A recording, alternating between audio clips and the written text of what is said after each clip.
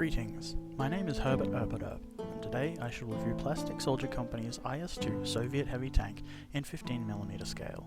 You can see the box art is pretty cool, and there is a painting guide on the back for those that like to follow such things. Personally, I don't. There are 5 sprues in the box, with parts to build IS-85 and IS-2 1943 or 1944 variants, though they are mislabeled in the instructions.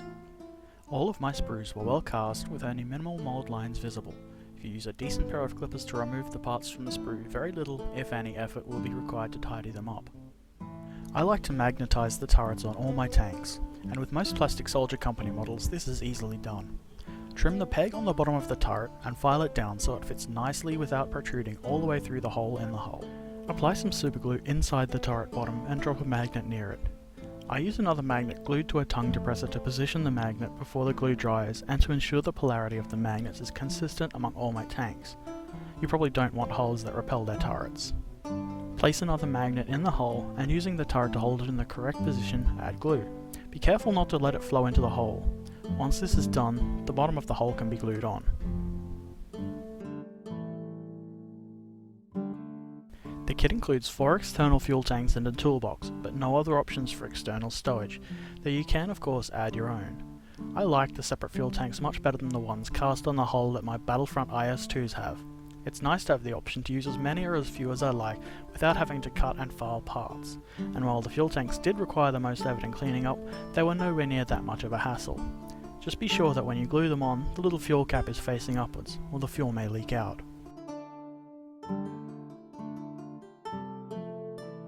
There are a few parts of the hull and it is straightforward to assemble.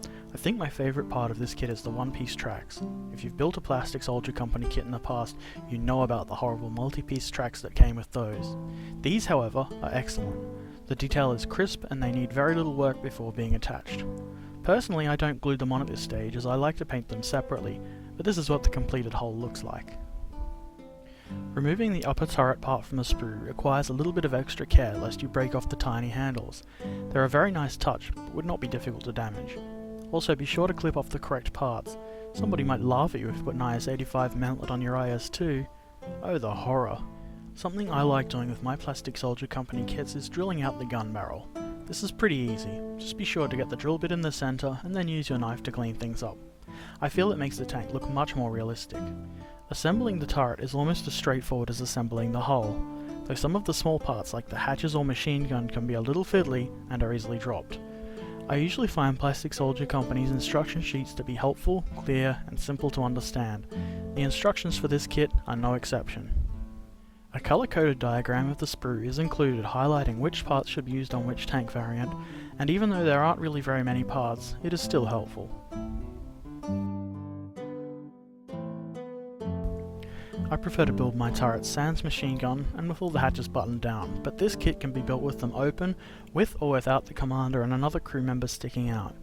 It would take a little bit more effort to build them that way, particularly the commander's hatch as it is a 2-piece hatch and you would have to cut the piece in half and glue separate parts on.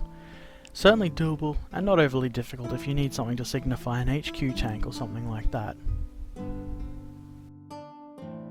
The commander and crewman figures are nicely cast, though they do look a little scrawny compared to Battlefront's Flames of War crews.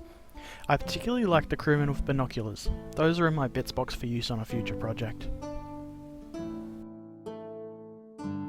Something else I quite like about this kit is the gun.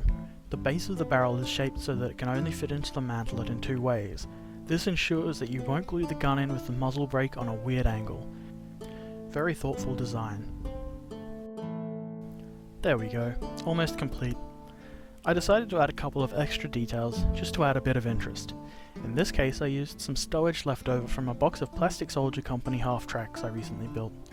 This is a great reason to hang on to any extra bits left over when you finish a kit. Next step, painting, but I shall leave that for another video. Overall I'm quite impressed with this kit.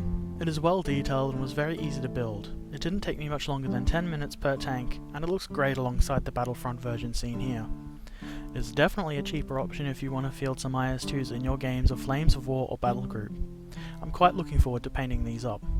I give them an 8 out of 10. I'm Herbert Erperderp. Thanks for watching. Farewell.